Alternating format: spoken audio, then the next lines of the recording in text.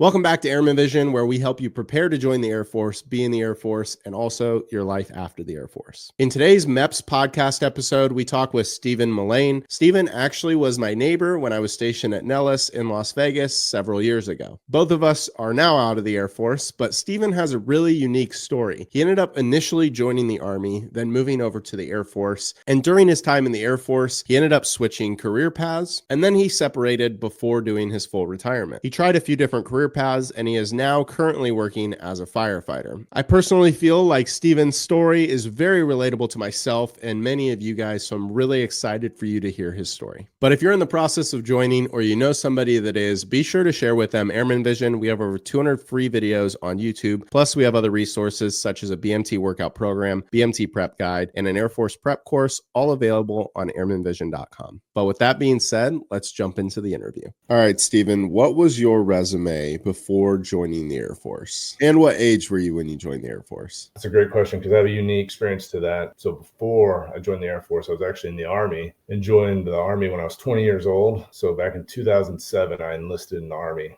and I enlisted as an infantryman. And I did that for about 3 years before I commissioned. So I commissioned as an intelligence officer into the Army and did that for an additional 3 or 4 years. So all in all, I've been in the military for about 15 years before I got out. But before I even got into the military, I was going to a senior military college in Georgia, and I was a member of the Corps Cadets where I was pursuing a degree in criminal justice and criminology. And while I was pursuing that full time, I was also working part-time at Discount Tire. I loved doing things with my hands, working on vehicles, and that was just an easy job to do while I was going full-time to that program. And that was your only job that you had previous to joining the military? If we go even further back, while I was in high school, I worked at the mall, worked at Polo Ralph Lauren, worked a little bit at PacSun, a little bit at Abercrombie. I was an umpire for the local park and rec.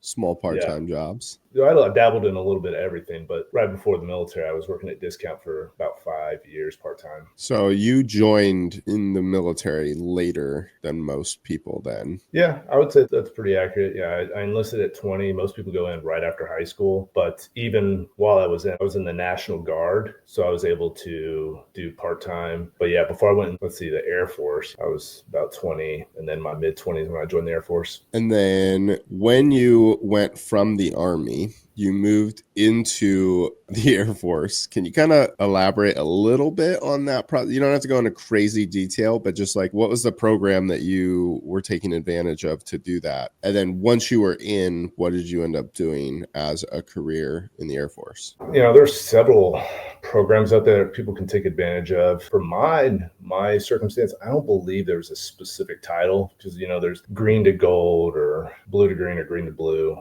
All I know is I had to have a release from the Army. So I had to go through the chain of command, a lot of paperwork, a lot of time. This wasn't a quick process. It was probably, I would say maybe 6 months minimum. I think it was actually called a conditional release. I think that's what the proper term is. So conditional release from my chain of command in the Army. And then I had to apply. I had to go through a recruiter in the Air Force. I still had to medically qualify. It was basically as if I was brand new to the Air Force, like I'd never been in the military. I still had to go through and meet all the minimum requirements, all the health requirements. They still needed to have a need for my position. So I was an intelligence officer in the Army. They were having a critical shortage on the Air Force for that position, the AFSC. And so that kind of helped me out. I needed the bodies for that. And so once I got my conditional release approved, I had to get a scroll signed off by, it went up to the Pentagon. It was either the Secretary of the Air Force or the Secretary of Defense that signed off on it. So it was quite the process. So I worked with a recruiter out in Colorado. And like I said, it took about 6 months. But once I finally got approved, I was approved as an intelligence officer to join the Air Force. And I still had to go through tech school. Yeah, I went to tech school in Goodfellow in 2015. And then were you an intelligence officer your entire time that you were in the Air Force? Yep. Intelligence. I joined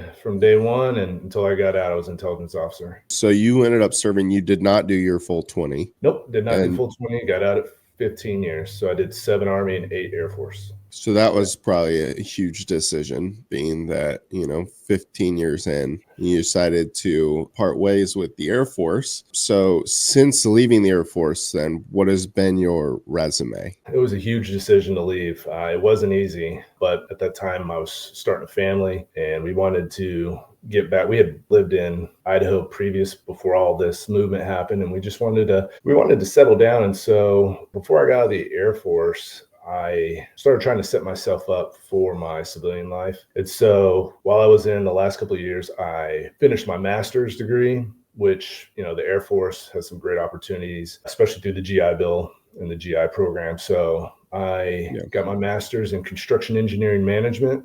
I did it distance learning. So I did that through the University of Alabama while I was stationed at Nellis. Stephen and I lived a few blocks away from each other in Las Vegas. But you were always so busy because I remember, you guys were just starting a family and then you were literally always doing homework. Like if you weren't at work, it was like, hey, we're having a bonfire. You'd be like, I have so much homework to do right now. And so, every once in a while you were able to get out of the house. But I know when you decided to start a family and you were still in your master's program, you were a busy guy. Yeah, I remember that. Just being busy.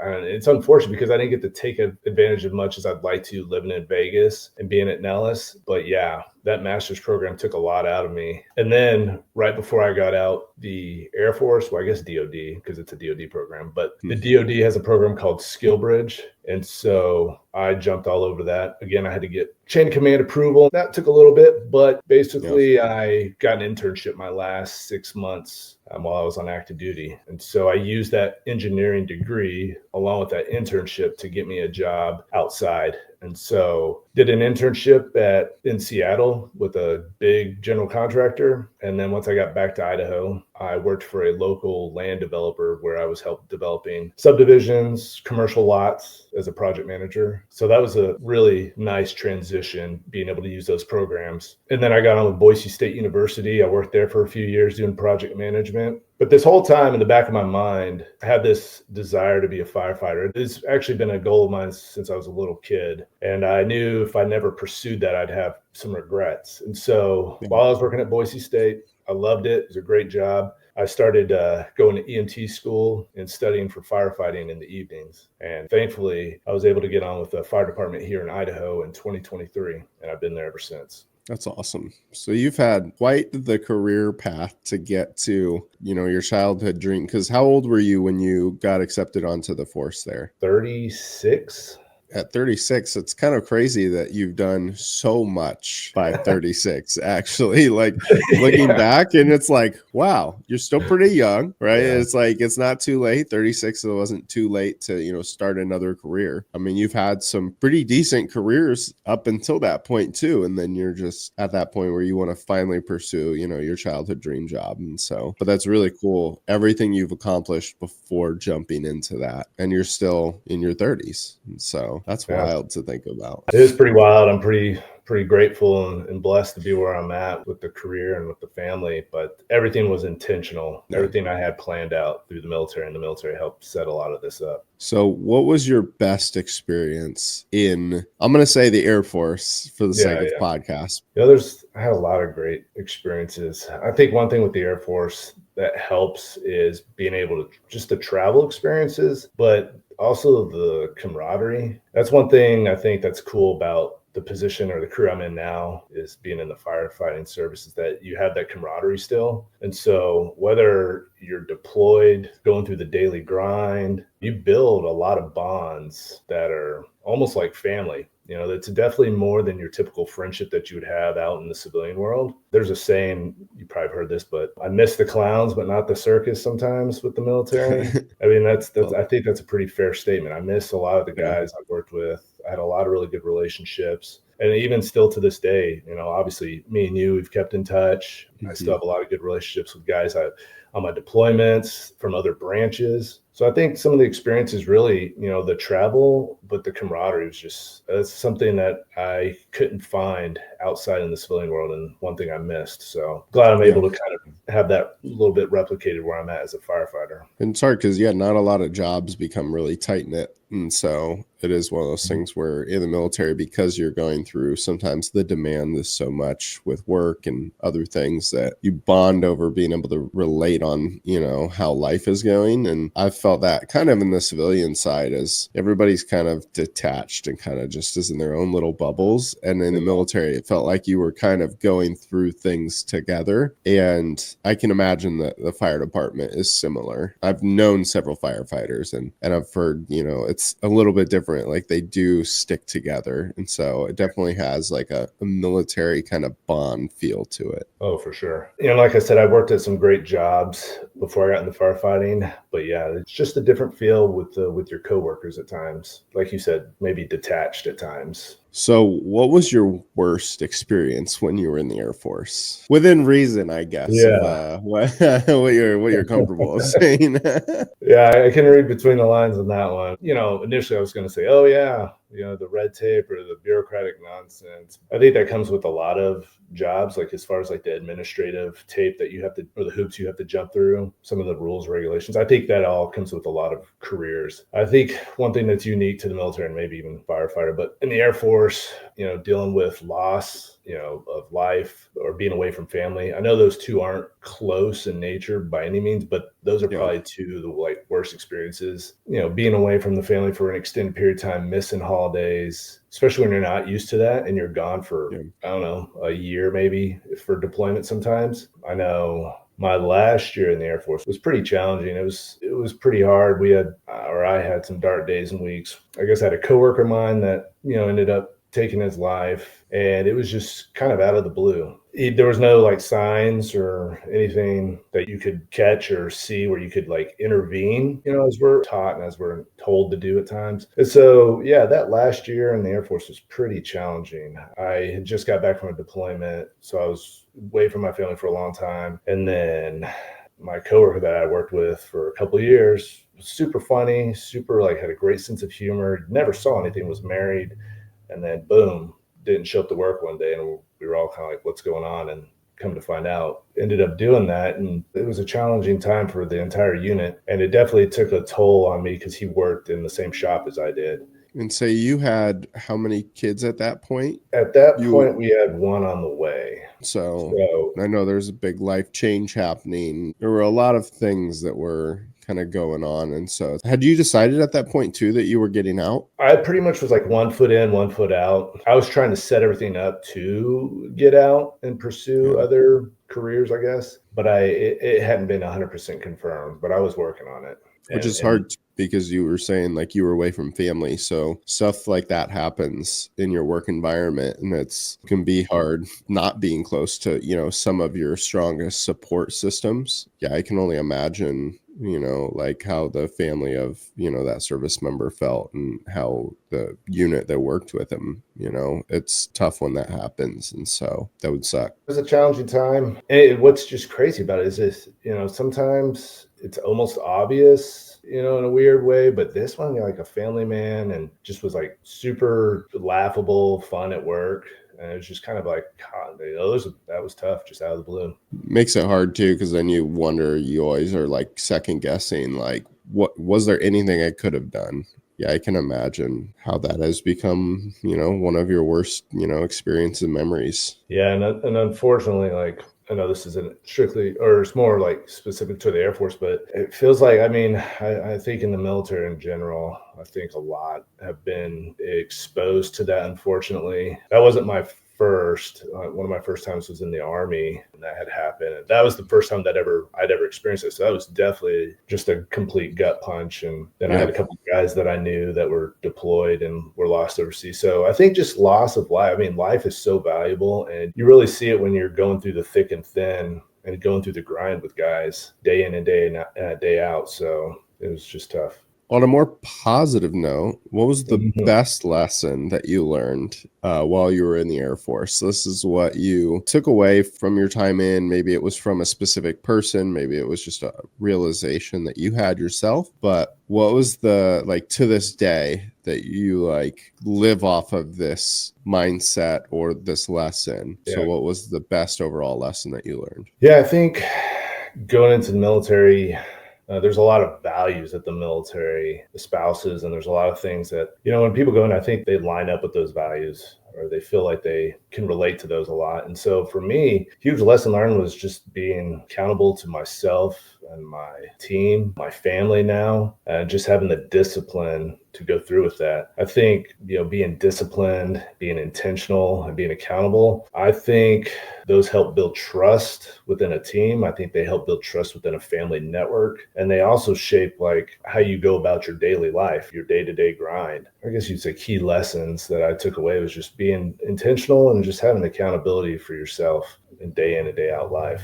And then what would you say is the one thing that's translated the most from your military experience to your civilian life? So I know a lot of people talk about like transferability when they join the military, right? And like it's like the Air Force typically is one of the best as far as transferring back into the civilian life versus, the Army, the Marines. So what is the one thing that stands out to you that you learned, understood, were taught that you realized that has transferred the best from your military experience to making you, a top tier candidate when you apply or work somewhere or just going through life in general? Yeah, I think the Air Force sets us up pretty well being able to translate or transition out into the civilian world. And we have a lot of transferable skills. We have a lot of valuable skills or assets that the civilian world is seeking. But for me, especially in my career, I think having the structure, the routine, and like physical fitness has been a big transferable thing for me. I'm a super organized. I mean, going into the military, going into the Air Force, I was fairly organized, but I think it definitely has carried on even more so being outside the Air Force. Super organized. I'm super detail oriented where it comes to I have to plan out, which kind of, for some people it's like, man, dude, don't you have aren't you ever spontaneous? I'm like, yeah, every now and then, but yeah.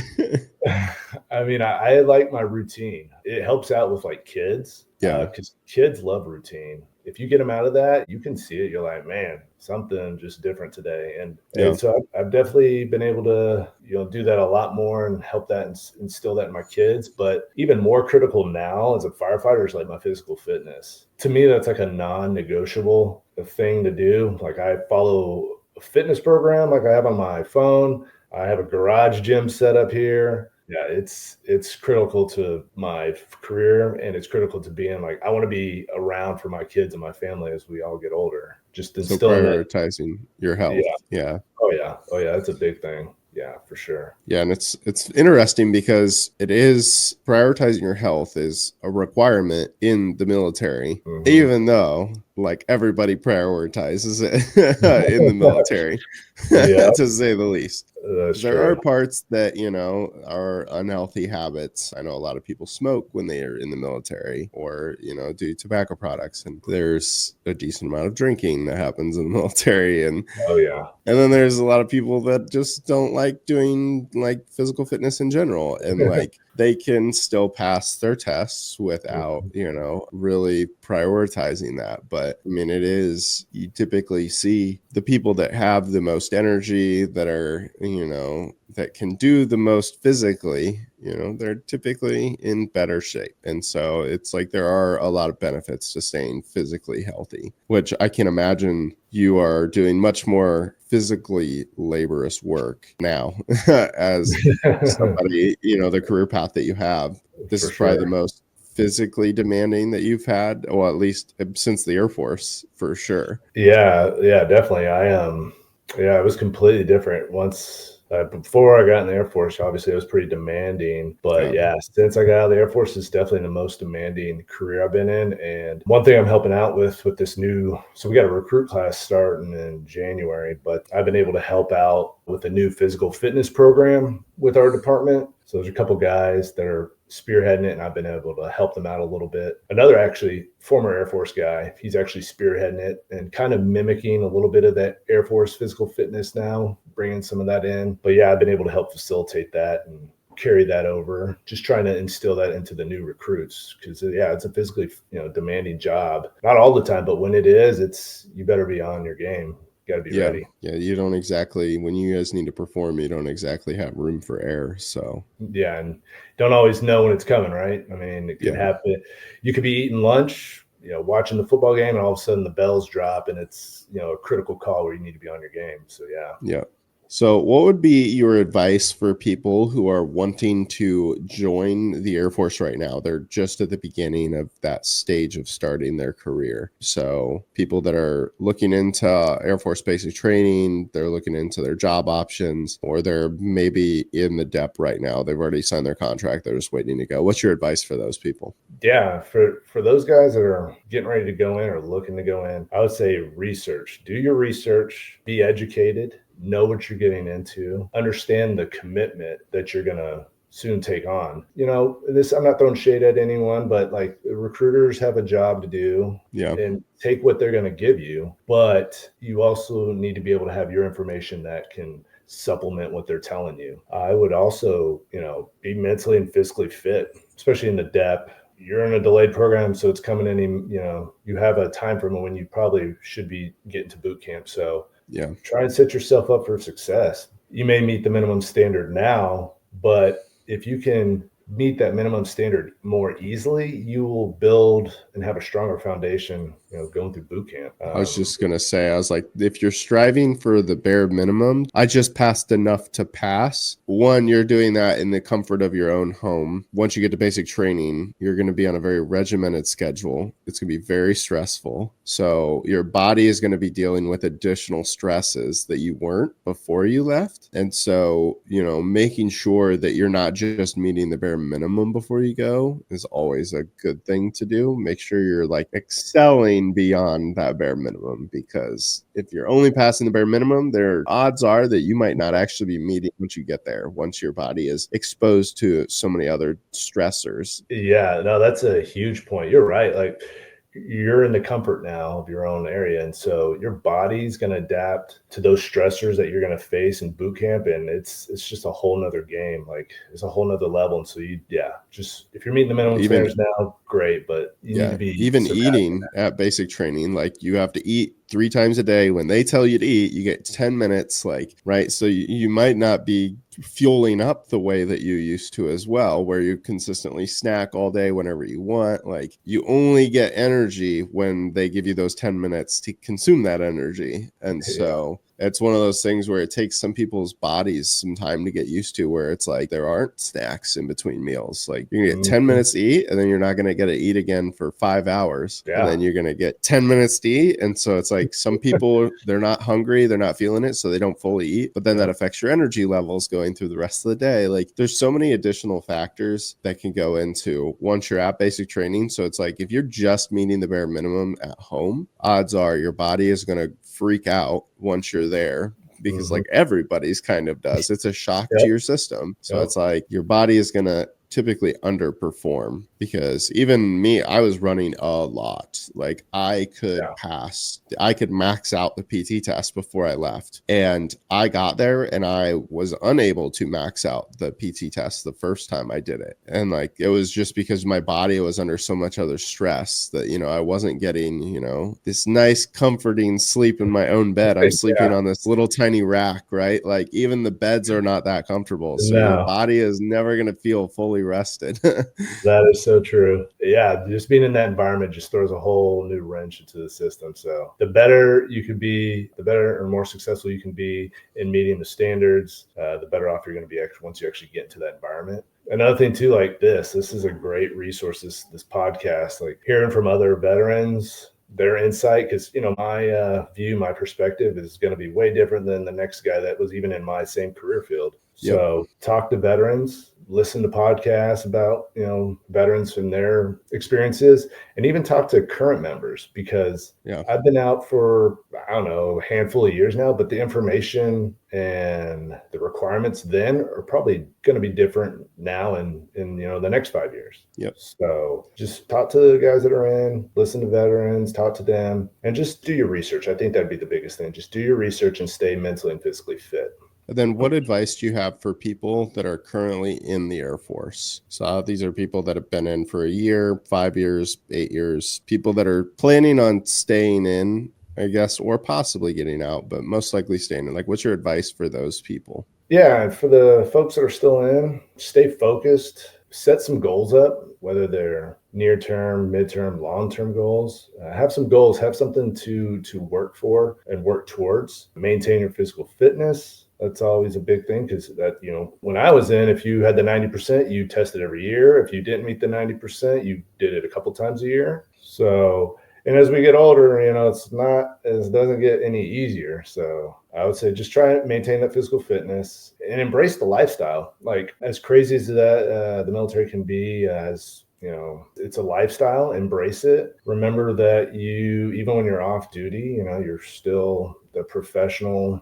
And you still represent that branch. So just maintain a professional bearing. I would say take opportunities to continue learn and to grow. I always like to say, find a mentor, someone that you can trust and that's a good confidant. Like, try and find someone that's one rank above you. Yeah, I would say one rank above you, because I remember going in, I had someone say, okay, you should at least have an understanding of the rank below you, like the jobs and responsibilities of below you, your job, and then the position above you. And if you can do that, you're going to set yourself up for success personally, but you're also going to be a great asset to the team. So yeah, take opportunities to learn, grow, whether that's even through training or TDYs, deployments. Yeah, I think that those would be the big things, but definitely find a mentor and just go under their wing and, make sure it's a solid advice, but just try and learn, grow. Don't get stagnant. That's a killer for everybody. Like, it's a killer for your career and just your unit. Yeah. When we were talking just previously before the podcast, but the amount of opportunities and programs that exist in the Air Force are so abundant that not everybody knows about all of them. And so the more you talk to people, the more you network, the more you'll hear like, oh, this person did this program or this person did this. And then they can give you advice on how they've done that or what to look into or how to look into it. Because there's a lot of programs and stuff that aren't really advertised either because,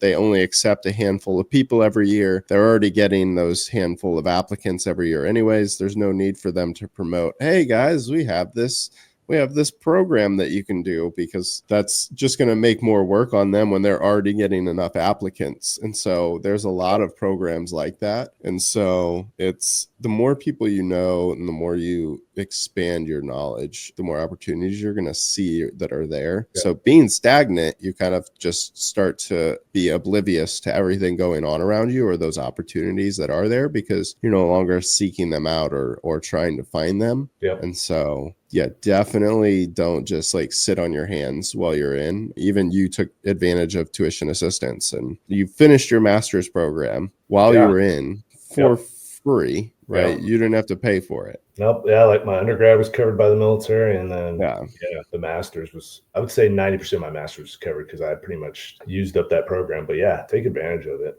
There's a lot of resources out there, almost too much, like we were saying earlier. It could be overwhelming because you start looking into it. That's why you need to know exactly what you want to do and what you want out of it, because then you can kind of hyper focus on, are there benefits that apply to that? Yeah, for those that are in, when it comes to like your goals and your long-term planning, depending on how long you've been in or how much longer you've got, if you're going to re-up or if you're going to bounce when your time is up, start setting those goals up to, that future. Like if you're going to re-up, okay, know what education you need to complete, know what schooling you need. If you're going to get out, which is fine, perfectly fine, just know what your goal is in the civilian world. Are you going to do the same thing that you're doing in the military? Or are you going to go a completely different route?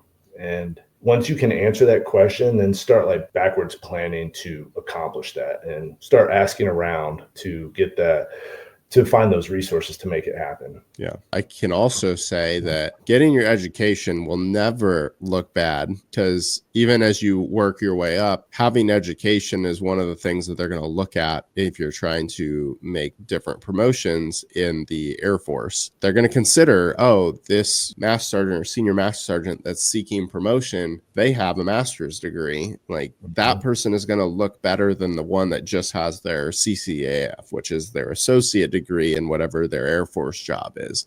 So even internally in the military, it's going to look better having more education on your packages. But also when you look at, if you get out, having a degree, a bachelor's degree or a master's degree, sets you apart from some candidates on the civilian side, which Oh, yeah. actually on the civilian side, there are typically going to be more people you're competing with degrees than when you were in the military. And so having an education when you get out, though it's not required and it's not something that is, necessary to thrive and survive in life, but it just gives you an additional leg up, like some people. So if you have the opportunity to take advantage of that while you're in, don't forego that opportunity, because whether you stay in or get out, it's going to give you that extra leg up when you do go for promotion or you do go for another job on the outside. So yeah, I was stubborn and had one class to get my CCAF, decided not to. I'm like, that was so dumb.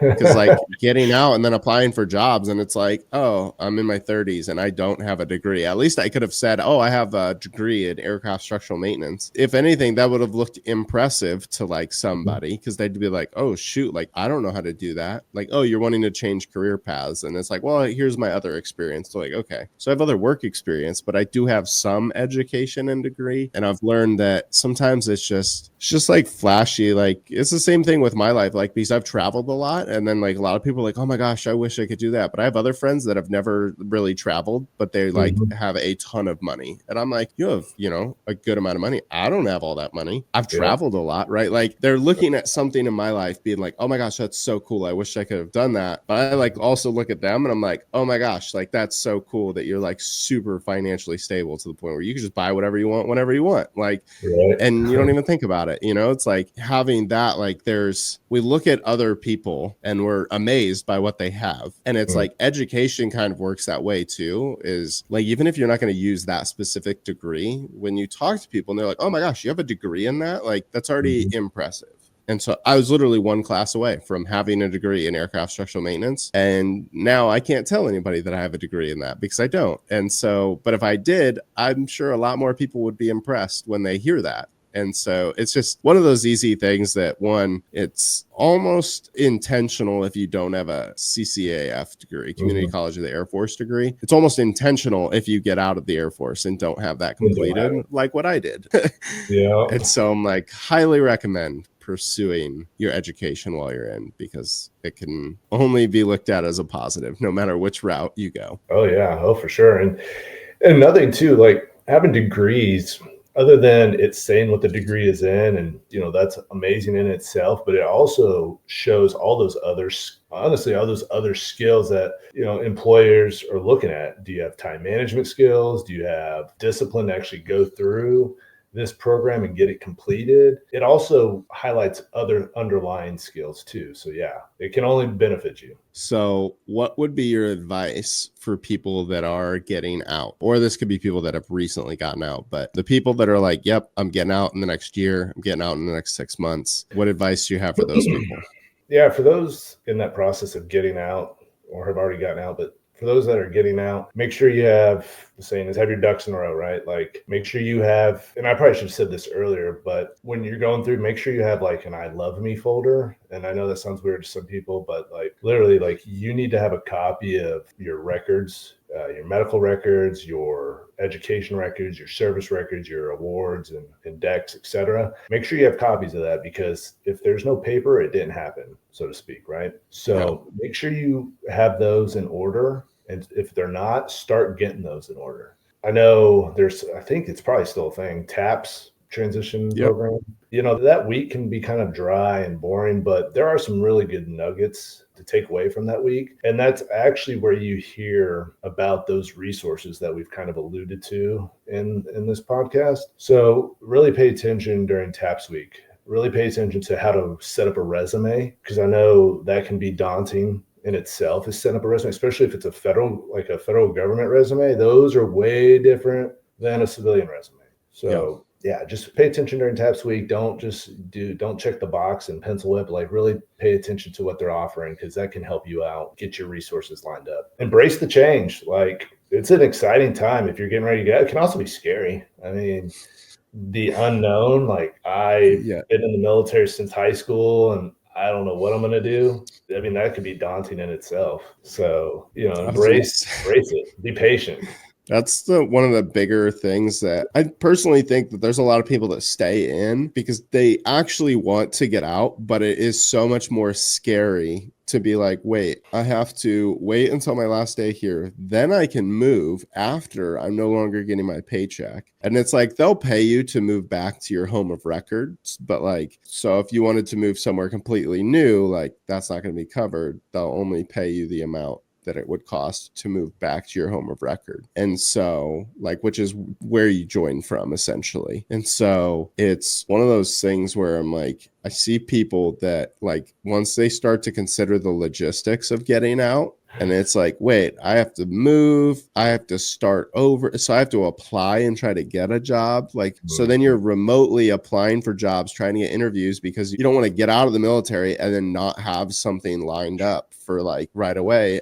But you can't exactly do that 6 months out. Like that's something that you have to do a month or two before, unless you do like skill bridge and you end up doing like, so that's one of the things, like they have that, take advantage of that. Because there are a lot of people that would be scared to get out because you have to make that decision. Then by the time you're there, you're like 2 months out from, fully separating. That's when you're able to like do interviews and accept a job offer where you're like, yeah, I can start in 2 months. I actually know a friend right now that's going through that. He is about a year out. And he's starting the process to get out. And that's something that they're running into is like, I've done a few job interviews and they've asked me if I wanted the job. And I told them I can't start working until this day. Yeah. And they're like, oh, well, we need somebody to start working next month. Yeah. And he's like, dang, like, so I have to wait and already have committed to getting out. And then I have to wait and hope that I get a job interview lined up that works where they offer me a job like a month or two out. And so it definitely can be terrifying for that because that's so unknown versus in the military. You're like, but if I just stay in, I just stay where I'm at. They'll promote me when my next promotion's available. Like it's very routine. It's already created for you, right? The path is. Yeah. And so it's scary to get out and then be like, whoa, wait, I am in charge of everything now.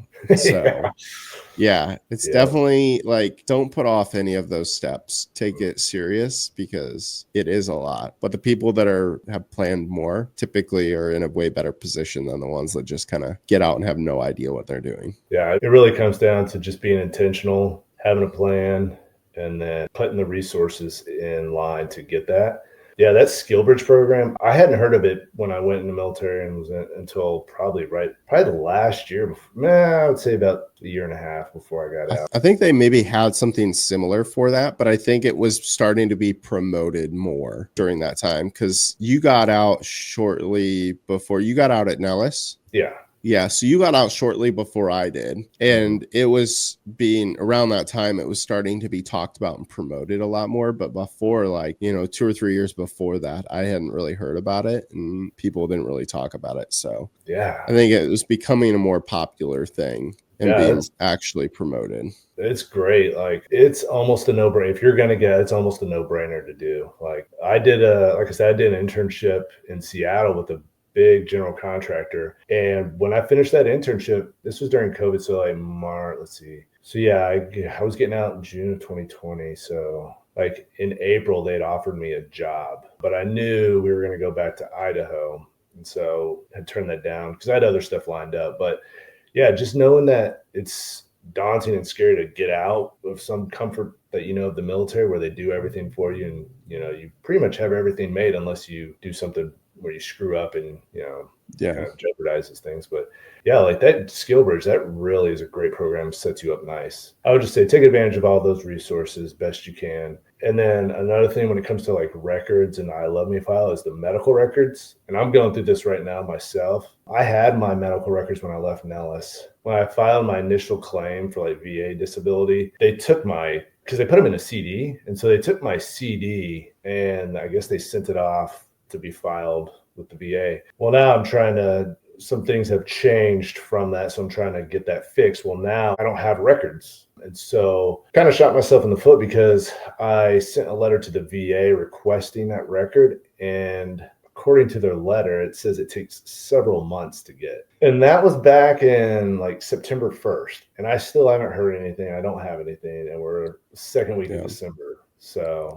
yeah, I would just make sure all your records, you have copies of records, and they're all up to date. Yeah. Especially, I don't know if in your situation, if you could contact Nellis and see if they still had your records. Yeah. I'm not sure how that works, is if once you leave active duty, if they like purge that or if it goes over to, I'm not for sure. I don't know. But that probably will be a next step for me, is to reach out to them.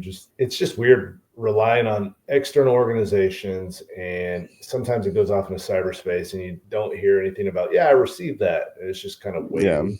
Yeah, I can't emphasize enough how important it is to take care of yourself medically, document everything. But like you said, Stephen, make sure you have that documentation, because if you don't have a piece of paper saying that it happened, then you don't have proof that it happened. And you could say, well, they have the paper. And it's like, well, it's trust but verify. You had said something earlier, and I was going to say that. Oh, you were talking about like recruiters. If a recruiter tells you something, it's like trust but verify. That's what I learned in the military. Was like, I was in maintenance, so it was like I could have a troop tell me, hey, I did this. Okay, cool. I trust you, but I'm going to do my job and I'm going to verify. So, right, and I was like, because at the end of the day, like, me signing this off says that I looked at it. So I have to verify that this is good. Even though I trust you, you do it right all the time. Like, I know that you did this right. I still need to see it so I can, like, truly say, yes, it was correct. Yeah. Same thing with your medical paperwork is, trust but verify. So okay, they have it documented. They have records of it. Cool. Mm-hmm. I also need a record of it, because if I can't hold it up myself, then they could just as easily be like, we don't know what happened. The file was here last week and now it's not. And then, so it's one of those things where just take care of yourself, be your own biggest advocate. Like, you care more about your records than the overall governmental system does, right? Like the Air Force as a whole, they're managing, just one base is managing thousands, if not tens of thousands of medical records, because you have all the spouses and everything else. And like, you have a ton of stuff that can go into this. And you have like the base also accepts like retirees that can come in and see the doctors. And so like, right, there's tens of thousands of medical records floating around. It's easy for your file to get lost. Always have your own backup files. Yeah, that's, like you said, no one cares more, is more your advocate than you are. So if you haven't done it now, I would just highly encourage that you start being your own advocate, especially if you're about to get out. Just make sure you have everything lined up. As I'm finding out right now, and I already had a record, but I just didn't have a copy. And so I'm finding out now it's much more difficult to get it while you're out. So make sure you can do that before you get out. Cool. Well, I appreciate you taking the time, Stephen, to share your unique experience on your Air Force journey and your life after. So hopefully this video was able to help somebody out there where they can relate or they kind of have similar aspirations. Yeah, man, I appreciate the time and you invite me to help you out with this. This was awesome. I appreciate it. Of course. All right. Have a good one. Thanks. You too.